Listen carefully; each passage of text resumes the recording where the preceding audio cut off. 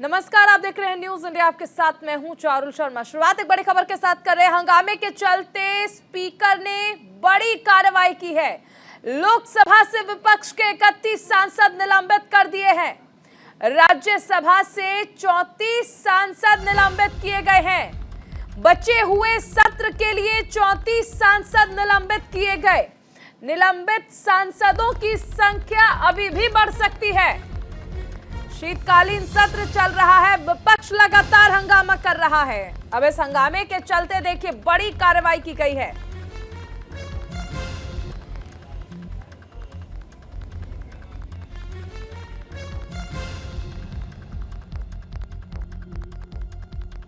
लोकसभा से विपक्ष के 31 सांसद निलंबित कर दिए गए हैं और राज्यसभा से 34 सांसद।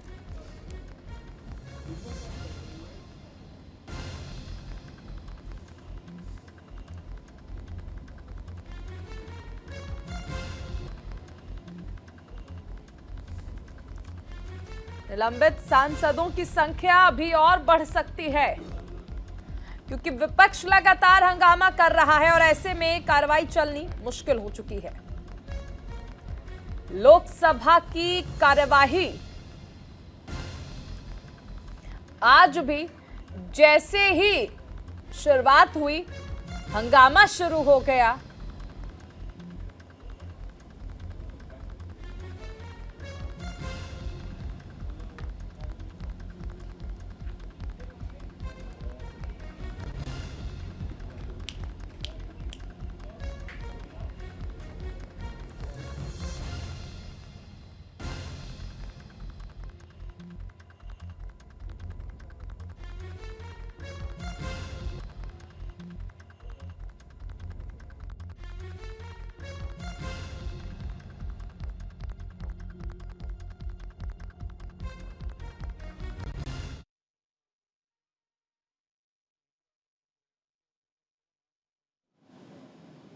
देखिए ये वो लिस्ट है विपक्षी सांसदों की जिन्हें निलंबित किया गया है। बचे हुए सत्र के लिए निलंबित किए गए हैं ये सांसद। विपक्ष जिस तरह से हंगामा कर रहा था, उसके बाद राज्यसभा में विपक्ष के 34 सांसदों को निलंबित किया गया है।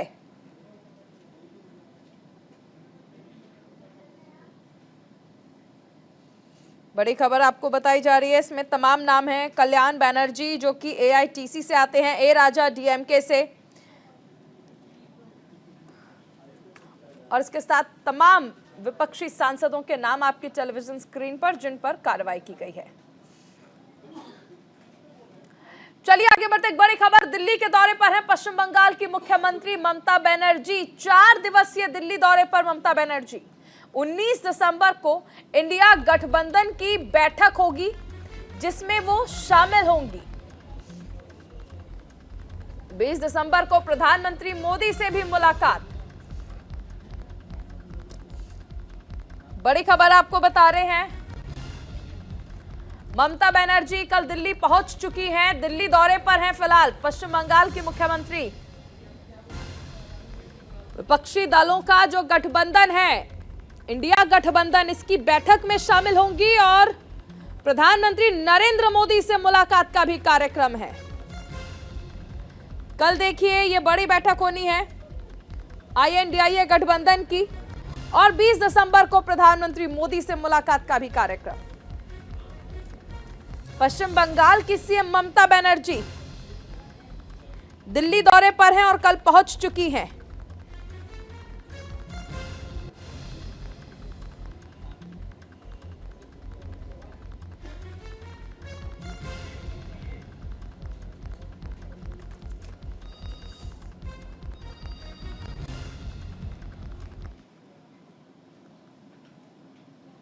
बड़ी खबर उत्तर प्रदेश से आ रही है। राजधानी लखनऊ में पीजीआई में बड़ा हादसा हुआ है।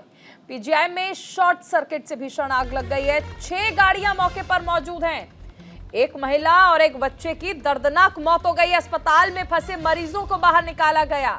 सीएम योगी ने मामले में संज्ञान ले लिया है। राजधानी लखनऊ में बड़ा हादसा हुआ है। यहां संजय गांधी पीजीआई अस्पताल में अचानक आग लगने से अफरा तफरी मच गई। ये आग अस्पताल के ओपीडी में लगी है। भीषण आग में 2 लोग बुरी तरह से झुलस गए। उन्हें अस्पताल में भर्ती कराया गया, जहां उनकी हालत नाजुक है। आग लगने से अस्पताल परिसर में भगदड़ मच गई। लोग अपनी जान बचाने के लिए इधर उधर भागने लगे। पीजीआई मामले में डीसीपी पूर्व आशीष श्रीवास्तव का बयान भी आया। लखनऊ में पीजीआई की घटना बहुत ही दुर्भाग्यपूर्ण है। घटना की उच्च स्तरीय जांच के आदेश दिए गए हैं। आग किन कारणों से लगी, कैसे लगी, पूरी बिंदुवार जांच की जाएगी। प्रमुख सचिव श्री पार्थसारथी सेन शर्मा को मौके पर जाने के लिए तत्काल कहा गया है और इस घटना में जो भी दोषी होगा उसके खिलाफ कड़ी कार्रवाई की जाएगी। एक मरीज की दुखद मृत्यु हुई है। इस घटना में हम पूरी तरह से पीड़ित परिवार के साथ हैं और हर स्थिति में इसमें न्याय मिलेगा और जो भी जांच में दोषी पाया जाएगा उसके खिलाफ हम कड़ी कार्रवाई करेंगे। आज 18 दिसंबर की दोपहर में थाना पीजीआई पर सूचना प्राप्त हुई कि एसजी पीजीआई के ओटी कॉम्प्लेक्स में अज्ञात कारणों से आग लग गई है। इस सूचना पर तत्काल फायर ब्रिगेड को बुलाने के लिए सूचना दी गई और फायर ब्रिगेड ने मौके पर आकर के आग पर काबू पाया। वर्तमान में आग पर काबू पा लिया गया है। प्राप्त सूचना के अनुसार ओटी कॉम्प्लेक्स के भीतर एक मरीज की इस आग के कारण से जलने से मृत्यु हो गई है। इस संबंध में अन्य व्यक्तियों के बारे में भी जानकारी की जा रही है। शीघ्र इसमें और अपडेट किया जाएगा। वर्तमान में आग को पूरी तरीके से काबू पा लिया गया है। मौके पर लॉ एंड ऑर्डर की सिचुएशन मेंटेन है। यहाँ पर पुलिस और फायर ब्रिगेड के लोग उपलब्ध हैं। ये सेट पहन के तोड़ते हुए हमने सारे शीशे तोड़े, आपको दिख रहा होगा। फिर हमने जहाँ ओटी है उधर से गए तो वहाँ बहुत हीट थी और फिर अपने स्मोक एक्सट्रैक्शन एक हमारा वो लगा के धुआं भी निकाला, पंपिंग भी करते रहे। तो उसके अंदर जो भी थे तो 1-2 मरीज हम उसको इधर से निकाले। उस समय 2-3 बता रहे थे, 2 तो इधर से निकाले और बाकी वो जो यहाँ के डॉक्टर्स हैं वो उनके बारे में वो बताते हैं।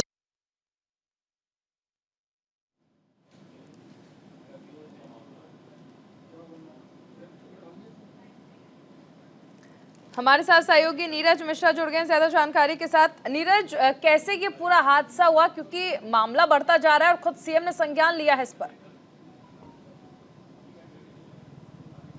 जी बिल्कुल, देखिए इस समय हम लखनऊ के एसजी पीजीआई में ही खड़े हैं। सबसे पहले मैं आपको वो बिल्डिंग दिखाना चाहूँगा जहाँ पर ये आग लगी थी। ये एसजी पीजीआई की जो ओल्ड बिल्डिंग है, यहाँ पर फर्स्ट फ्लोर में ओटी फर्स्ट में आग लगी थी। वो समय था लगभग 12:40 और 12:40 पर ऑपरेशन थिएटर में 2 ऑपरेशन हो रहे थे। एक महिला का ऑपरेशन था और उसके बाद एक बच्चे का ऑपरेशन था और साथ में एक और मरीज था, उसका ऑपरेशन होने वाला था। तो उसी समय जो वहाँ पे मॉनिटर था उसमें अचानक शॉर्ट सर्किट होती है। उसके बाद धुआं फैल जाता है ओटी में और जो वहाँ पर फायर सिस्टम थे उनका प्रयोग किया जाता है, लेकिन उस धुएं को कंट्रोल नहीं किया जा सका। लिहाजा एक बच्चे की और एक महिला की मृत्यु हो जाती है। हालांकि उन्हें तुरंत आईसीयू में शिफ्ट किया जाता है, लेकिन तब तक काफ़ी देर हो जाती है। तो एक महिला और एक छोटे बच्चे की, जिनका ऑपरेशन हो रहा था, हार्ट का ऑपरेशन था, उनकी मौत हो गई है। इस पूरे मामले के अगर कहा जाए तो मुख्यमंत्री ने इसको संज्ञान में लिया है, इसकी जांच के आदेश दिए हैं। अभी आग पर काबू पा लिया गया है। जो तमाम शीशे थे उनको तोड़ के किसी तरह से धुआं निकाला गया है। एक बड़ी घटना हुई है। निश्चित तौर पर कहां पर क्या लापरवाही हुई, किस वजह से आग लगी, ये तमाम चीज़ों की अभी जांच चल रही है। लेकिन इतना ज़रूर है कि इस घटना में एक महिला और एक बच्चे, लेकिन शुरुआती तौर पर किसकी लापरवाही इसमें मानी जाए, क्योंकि एक महिला की, एक बच्चे की मौत हो चुकी है। अचानक शॉर्ट सर्किट कैसे हुआ, क्या वजह रही कि कोई समझ नहीं पाया? जी बिल्कुल, देखिए ऑपरेशन थिएटर में उस समय ऑपरेशन चल रहा था और एक महिला और एक बच्चे का ऑपरेशन चल रहा था। जो मॉनिटरिंग मशीन थी उसमें बताया जा रहा है अचानक शॉर्ट सर्किट होती है। वो किस तरह से होती है जांच का विषय है, चूँकि यहाँ पर रोज कहा जाए सैकड़ों ऑपरेशन होते हैं एसजीपीजीआई में। दूर दराज से मरीज आते हैं, यहाँ पर भर्ती होते हैं और उसी ऑपरेशन थिएटर के अंदर ही ये शॉर्ट सर्किट होता है। अचानक पूरे ऑपरेशन थिएटर में धुआं हो जाता है। ये धुआं अगल बगल फैल जाता है, अफरा तफरी मच जाती है। है। दोनों मरीजों को तुरंत वहां से निकालकर आईसीयू में शिफ्ट किया जाता है, लेकिन तब तक काफ़ी देर हो जाती है और महिला और बच्चे की मौत हो जाती है। और इस समय अगर कहा जाए तो जिलाधिकारी से लेकर तमाम बड़े आला अधिकारी मौके पर जांच के लिए ही पहुंच गए हैं। वो आखिर क्या वजह थी, कहां से ये शॉर्ट सर्किट हुआ, कहां पर इसका कनेक्शन है, तमाम चीज़ों की जो संभावनाएं हैं उसकी जांच देखिए चल रही नीरज, है। जांच की बात तो कही जाएगी, लेकिन 2 लोगों की जिंदगी जा चुकी है, इस पर जवाब कौन देगा और लापरवाही किसकी तय होगी, ये देखना बिल्कुल दिलचस्प होगा कि कार्रवाई की जाती है। फिलहाल बहुत शुक्रिया इस तमाम जानकारी के लिए। आगे बढ़ते हैं, ज्ञानवापी मामले से जुड़ी एक बड़ी खबर। एएसआई ने 1500 पन्नों की रिपोर्ट पेश की है, सर्वे रिपोर्ट पेश की गई है एएसआई की ओर से। बंद लिफाफे में यह रिपोर्ट पेश की गई। याचिकाकर्ताओं को रिपोर्ट की कॉपी दी जाएगी। 21 दिसंबर को अब अगली सुनवाई।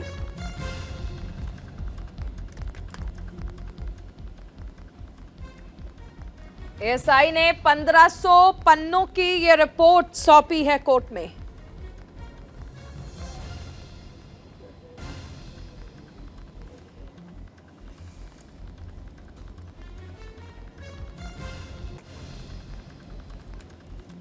तो बंद लिफाफे में यह रिपोर्ट पेश की गई है।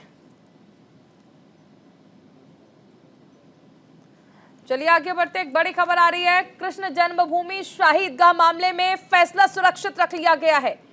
एडवोकेट कमिश्नर पर कोई फैसला नहीं हुआ है। मामले में अब अगली सुनवाई 9 जनवरी को होगी। बड़ी खबर आपको बताई जा रही है। कृष्ण जन्मभूमि शाही ईदगाह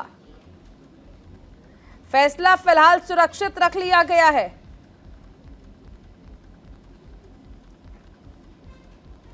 कृष्ण जन्मभूमि शाही ईदगाह मामले में फैसला सुरक्षित रख लिया गया है, यानी आज कोई फैसला नहीं लिया गया। अगली सुनवाई 9 जनवरी को होगी।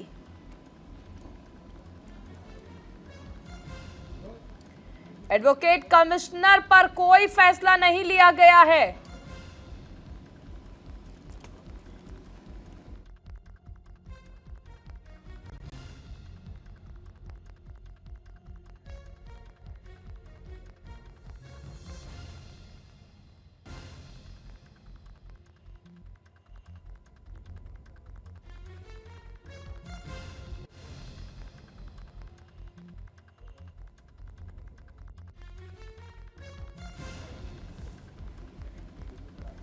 तो देखिए, एडवोकेट कमिश्नर पर भी कोई फैसला नहीं लिया गया है और अगली सुनवाई अब 9 जनवरी को होनी है।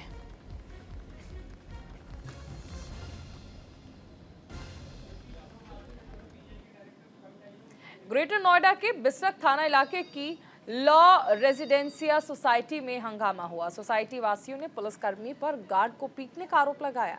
इस मामले में सोसाइटी के लोगों ने काफी नाराजगी जताई। सोसाइटी के लोगों का कहना है कि एक पुलिसकर्मी की ओर से सोसाइटी गार्ड से पूछे गए सवाल का जवाब ना मिलने पर पुलिसकर्मी ने उस पर लाठी से हमला कर दिया। इस घटना से सोसाइटी के लोगों में काफी आक्रोश है। सोसाइटी के लोगों ने पुलिसकर्मी के खिलाफ जमकर हंगामा किया है।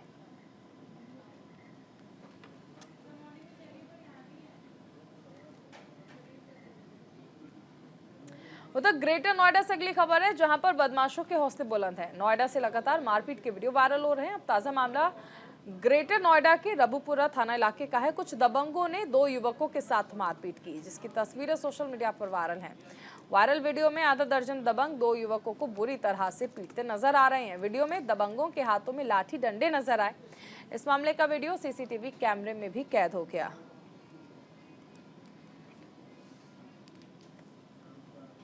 बनासकांठा में भूमाफियाओं की एक अनोखी साजिश सामने आई है। जियोलॉजिस्टिक की सरकारी गाड़ी में जीपीएस सिस्टम मिला है, जिससे हड़कंप मच गया। अधिकारी के ड्राइवर को कार साफ करने के दौरान जीपीएस सिस्टम मिला, जिसकी जानकारी उसने अधिकारी गुरप्रीत सिंह को दी। अपनी गाड़ी में जीपीएस सिस्टम मिलने पर अधिकारी गुरप्रीत सिंह ने शिकायत दर्ज कराई है।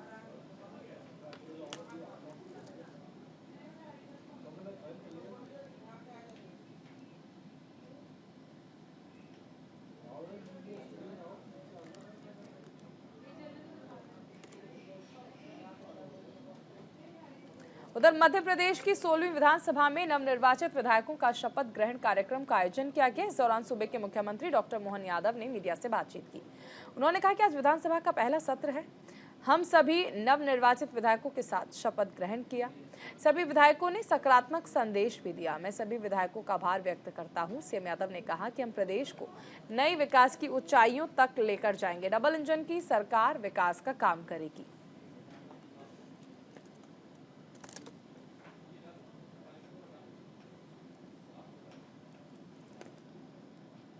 महाकाल आज 16वीं विधानसभा का सत्र का पहला दिन है और हम सब नवनिर्वाचित विधायकों ने मेरे सहित सबने शपथ का क्रम जारी रखा है और मुझे इस बात की प्रसन्नता है कि आज हमने पहले दिन में ही एक सकारात्मक संदेश भी दिया है।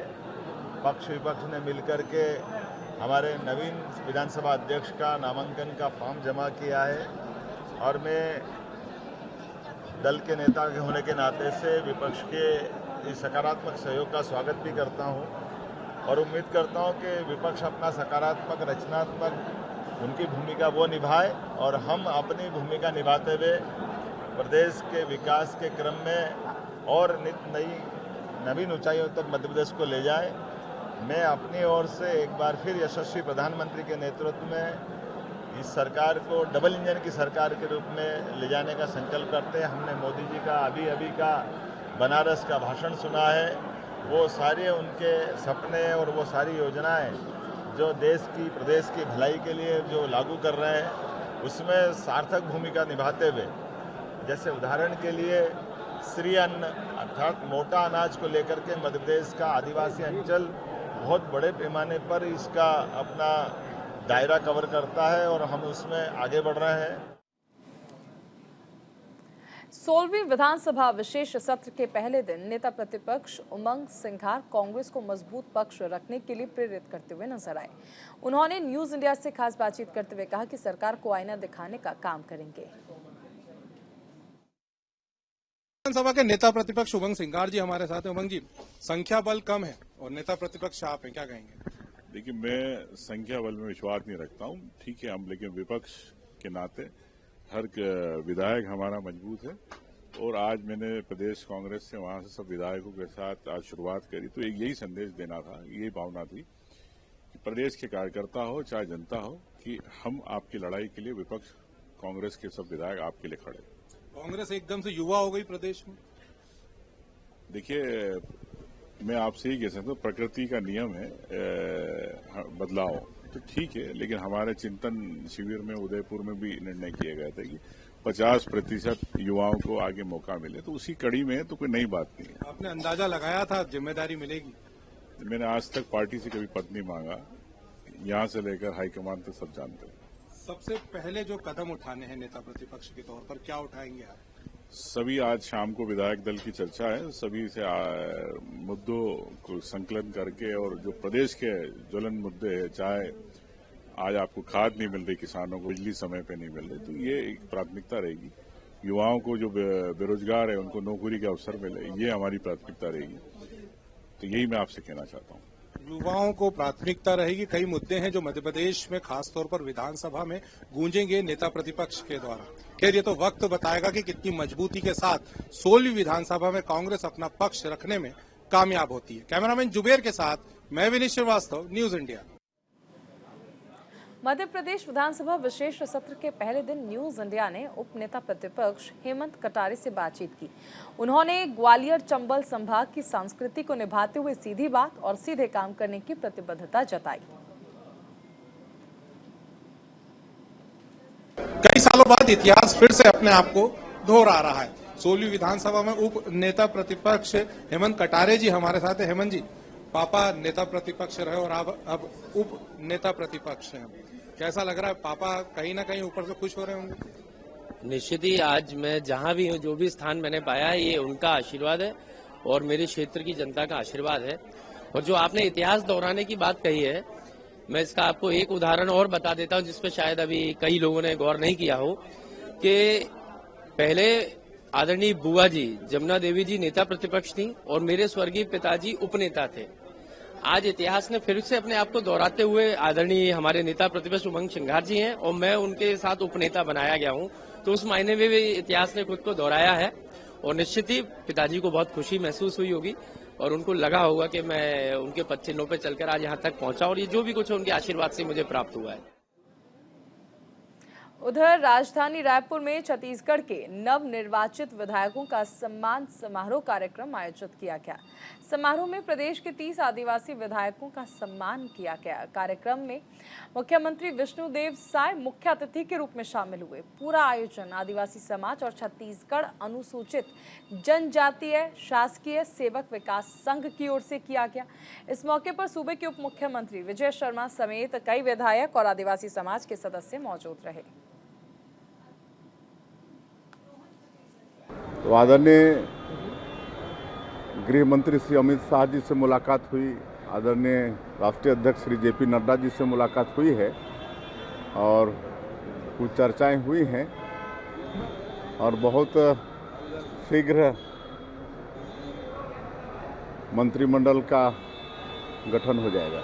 बिल्कुल नए चेहरे भी और पुराने चेहरे भी सब मिला जुला के रहेगा। कब तक हो जाएगा नाम विधानसभा सत्र के बाद या पहले से? थोड़ा इंतजार करिए, बहुत जल्दी हो जाएगा। ये बिल्कुल जो इस सत्र में धान बेच रहे हैं, मोदी की गारंटी में जो वादा हम लोगों ने किया है 3100 रुपया प्रति क्विंटल और 1 एकड़ में 21 क्विंटल, उसी हिसाब से उनको उसका भुगतान। दंतेवाड़ा में नक्सलियों ने बचेली NMDC पंप हाउस में आगजनी कर दी, जिसके बाद से आसपास के इलाकों में हड़कंप मच गया। नक्सलियों ने गली, नाला, पंप हाउस में मौजूद ट्रांसफार्मर और मोटर में आगजनी की, साथ ही बैनर पोस्टर भी डाले। बैनर में 22 दिसंबर को भारत बंद की बात कही गई। आगजनी से NDMC को करोड़ों रुपए का नुकसान हुआ है।